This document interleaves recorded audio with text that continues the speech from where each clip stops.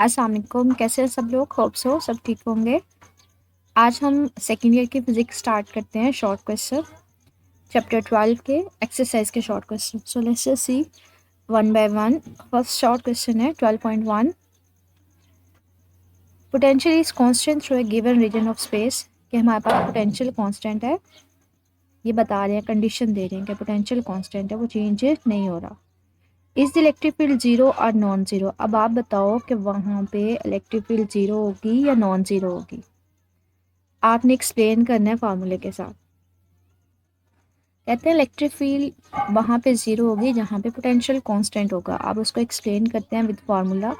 हमने ना चैप्टर 12 में ये फार्मूला पढ़ा हुआ है इलेक्ट्रिक फील्ड और पोटेंशियल ग्रेडियंट के दरमियान, कि ई इलेक्ट्रिक फील्ड जो होती है वो minus delta we by delta R के इक्वल होती है, कि चेंज होगा पोटेंशियल में तब इलेक्ट्रिक फील्ड आएगी। नेगेटिव साइन इस फार्मूले में सिर्फ ये शो कर रहा होता है कि it is along the decreasing potential. अब उन्होंने क्या कहा है कि उस रीजन में पोटेंशियल कांस्टेंट है, मतलब चेंज नहीं है। अगर चेंज नहीं है तो ये ज़ीरो हो जाएगा, इलेक्ट्रिक फील्ड भी ज़ीरो हो जाएगी। तो वो यहाँ पे ही बात कर रहे हैं कि उन्होंने कंडीशन दी है पोटेंशियल कांस्टेंट है, मतलब पोटेंशियल में चेंज फिर क्या है, ज़ीरो है। वो तो चेंज ही नहीं हो रहा, तो चेंज ज़ीरो है। और डेल्टा वी की जगह अगर मैं ज़ीरो रखूँगी तो इलेक्ट्रिक फील्ड भी क्या हो जाएगी, ज़ीरो हो जाएगी। सेकेंड क्वेश्चन है, कहते हैं suppose that you follow an electric field line due to a positive point charge. ये मेरे पास एक पॉजिटिव चार्ज है और उससे इलेक्ट्रिक फील्ड लाइंस जो है ना, ये सारी आउटवर्ड डायरेक्शन है, बाहर की तरफ निकल रही हैं।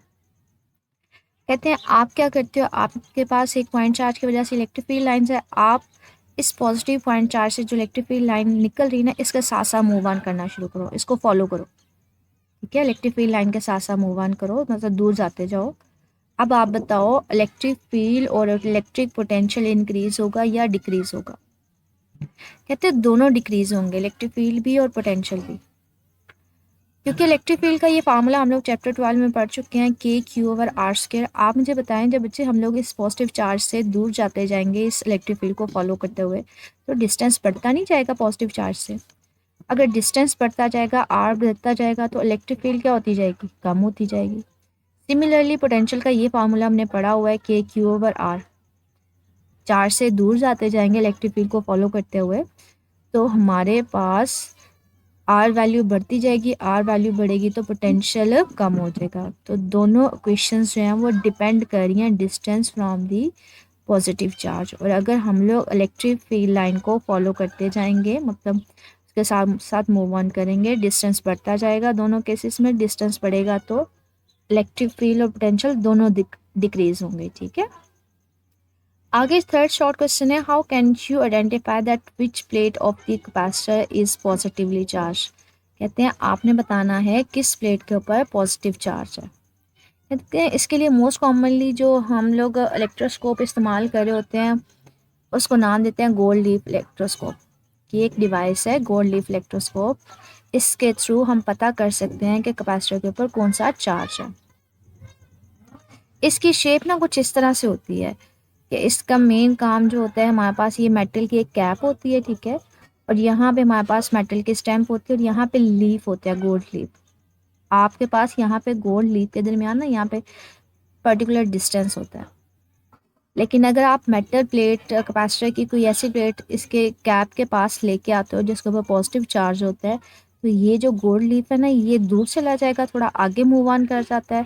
फॉर एग्जाम्पल अगर मैं इसको ड्रॉ करूँ तो ये वाला जो लीफ है ये थोड़ा और आगे चला जाएगा, मतलब डाइवर्जेंस हो जाएगी। ठीक है, गैप ज़्यादा आ जाएगा। तो वह यहाँ पे यही बात करता है कि हमारे पास क्या होता है, अगर आपने कैपेसिटर प्लेट की पोलैरिटी चेक करनी है, मतलब चेक करना है उसके ऊपर चार्ज कौन सा पॉजिटिव चार्ज है, तो उसको आप क्या करते हो, इस मेटल प्लेट के पास लेके आते हो। ठीक है, इस कैप के ऊपर ना मुझे पॉजिटिव चार्ज होता है। अब वो कहते हैं अगर तो divergence of the gold leaf increases, मतलब अगर ये जो लीफ है ये आगे की तरफ, मतलब दूर इससे चला जाए या डाइवर्जेंस इंक्रीज हो जाए, तो हम कहते हैं प्लेट के ऊपर चार्ज कौन सा होगा, जो हम इसके पास लेके आए होंगे कैपेसिटर प्लेट के ऊपर, वो पॉजिटिव चार्ज होगा। तो इन शॉर्ट हम इस गोल्ड लीफ की डाइवर्जेंस से पता कर सकते हैं कि चार्ज कौन सा है। ठीक है, आगे शॉर्ट क्वेश्चन कहते हैं describe the force or forces on a positive point charge when placed between two parallel plates. कि एक पॉजिटिव चार्ज है, आपने बताना है उसके ऊपर फोर्स कौन सी लगेगी, कितनी फोर्स लगेगी। पहली बात कि दो प्लेट्स आप ले रहे हो, दोनों के ऊपर सेम चार्ज है और इक्वल चार्ज है। फॉर एग्जांपल ये मेरे पास दो प्लेट्स हैं पैरेलल, दोनों के ऊपर सेम चार्ज है और पॉजिटिव चार्ज है। मैं इसके दरमियान क्या करती हूँ, पॉजिटिव पॉइंट चार्ज, मैं इन दोनों के दरमियान पॉजिटिव चार्ज रख देती हूँ। आप बताओ कि इसके ऊपर कोई फोर्स लगेगी, अगर लगेगी तो कितनी लगेगी। अब देखिए मुझे ये पॉजिटिव चार्ज है, इस प्लेट की वजह से पॉजिटिव पॉजिटिव को क्या करेगा, रिपेल करेगा, तो इसके ऊपर फोर्स इस डायरेक्शन में लगेगी। अब ये वाला पॉजिटिव चार्ज क्या करेगा, प्लेट ये इस पॉजिटिव चार्ज को रिपेल करेगी, तो फोर्स इस तरफ लगेगी। तो दोनों फोर्सेस लगाएंगी प्लेट्स, लेकिन दोनों की डायरेक्शन ऑपोजिट होगी। इस प्लेट की वजह से इसको रिपल्जन इस तरफ मिलेगी, इस प्लेट की वजह से इसको रिपल्जन इस तरफ मिलेगी। तो इक्वल फोर्सेस होंगी और ऑपोजिट होंगी, तो नेट किसी किस्म की फोर्स नहीं होगी। ठीक है, यहाँ पे यही बात करते हैं कि जो इलेक्ट्रिक फील्ड इंटेंसिटी है दोनों की वजह से वो सेम होगी और इक्वल होगी, इसलिए नेट फोर्स क्या होगी, जीरो होगी। दोनों इसको रिपेल कर रहे हैं ना। अब वो कहते हैं अगर दो प्लेट्स ले लूँ लेकिन ऑपोजिट चार्ज ले लूँ, मतलब एक प्लेट के ऊपर पॉजिटिव और एक के ऊपर नेगेटिव। अब ये वाली प्लेट क्या करेगी, इस पॉजिटिव चार्ज को रिपेल करेगी, इस तरफ फोर्स लगाएगी। ये प्लेट क्या करेगी, इसको अट्रैक्ट करेगी, ये भी इस तरफ फोर्स लगाएगी। अब दोनों फोर्सेस लग रही हैं लेकिन एक ही डायरेक्शन में, तो दोनों जमा हो जाएंगी, एड अप हो जाएंगी। हम कहते हैं ओवरऑल उसको मैक्सिमम फोर्स लगेगी।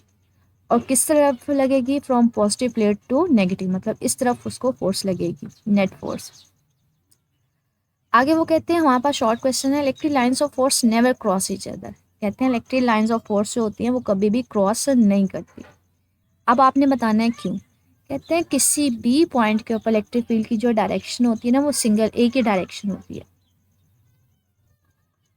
अगर वो क्रॉस करेंगी दो इलेक्ट्रिक फील्ड लाइंस, तो वहाँ पे तो दो हमारे पास डायरेक्शंस हो सकती हैं जो कि फिजिकली पॉसिबल नहीं है। इसी क्वेश्चन को ना थोड़ा सा इससे भी हम देख सकते हैं, जैसे ये पॉजिटिव चार्ज है तो यहाँ से इलेक्ट्रिक फील्ड लाइंस बाई की तरफ निकल रही हैं। अब यहाँ से आपको आइडिया हो रहा है कि इलेक्ट्रिक फील्ड लाइन एक दूसरे को क्रॉस नहीं कर रही। फॉर एग्जाम्पल कोई सी भी इलेक्ट्रिक फील्ड लाइन एक दूसरे को क्रॉस नहीं करी। अगर मैं यहाँ पे क्रॉस कर दूँ, कहती हूँ एक लाइन इधर चलेगी एक लाइन इधर चलेगी। अब आप देखें इस पॉइंट पे दो डायरेक्शन हो गई, एक इधर एक इधर, जो कि पॉसिबल नहीं है।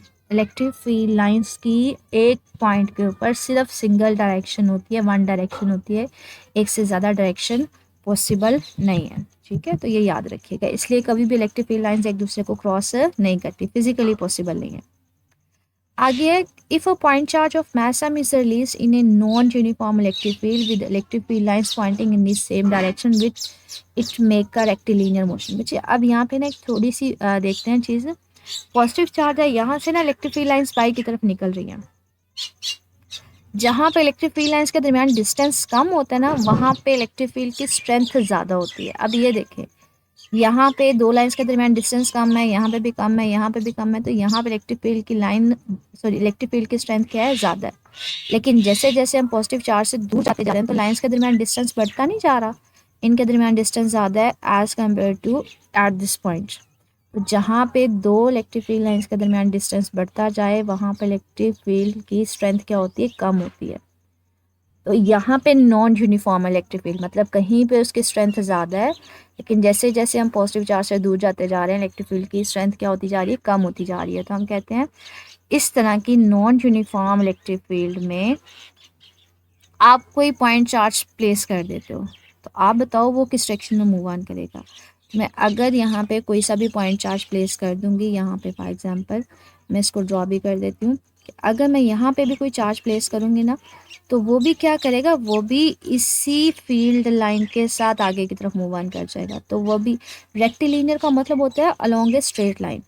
ठीक है, ये एरो क्या है, ये एक स्ट्रेट लाइन नहीं है। ठीक है, तो यहाँ पे हमें ये पता चलता है कि आप अगर कोई पॉइंट चार्ज यहाँ पे छोड़ देते हो, वो भी क्या करता है, इसी एरो की डायरेक्शन में इसी स्ट्रेट लाइन के साथ साथ मूव ऑन करना शुरू हो जाता है, तो वो भी आपको रेक्टिलिनियर मोशन देता है।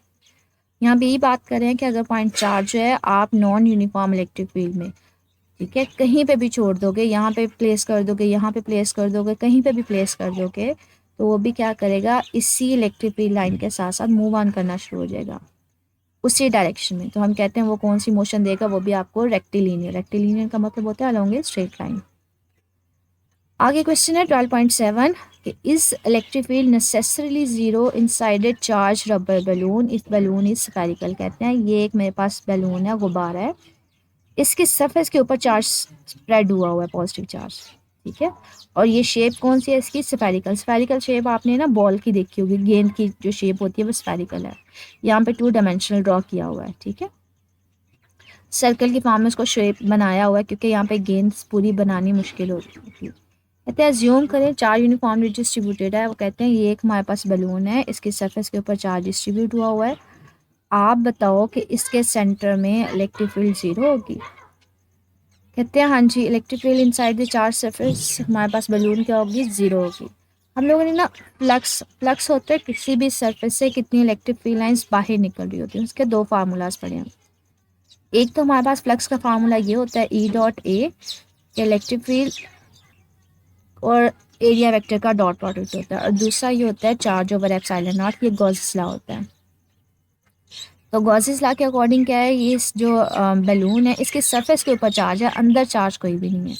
अगर आप इन दोनों क्वेश्चन में देखें नीचे लेफ्ट साइड जो है ना वो फाई है, मतलब फ्लक्स है, और यहाँ पे फाई की value Q over epsilon not है, और यहाँ पे ई डॉट ए है।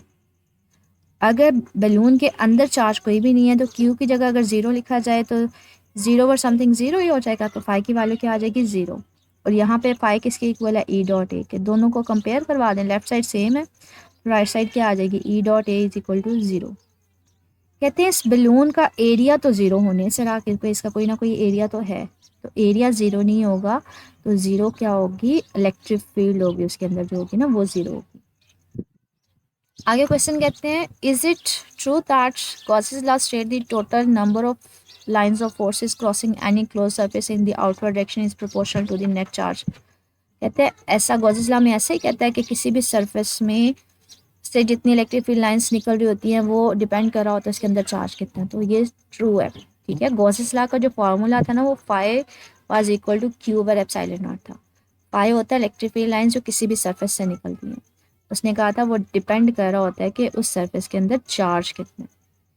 सरफेस के अंदर जितना ज़्यादा चार्ज होगा उसमें से उतनी इलेक्ट्रिक फील्ड लाइंस ज़्यादा निकलेंगी, ठीक है। तो वो यहाँ पे यही कह रहा है कि जो फाई है वो क्या है? इलेक्ट्रिक फील्ड लाइंस हैं जो किसी भी सरफेस एरिया से निकल रही होती हैं, वो डिपेंड करेंगी डायरेक्टली प्रोपोर्शनल, मतलब इक्वालिटी साइन को ख़त्म करेंगे तो इसको यहाँ पे डायरेक्टली प्रोपोर्शनल की फॉर्म में लिख सकते हैं।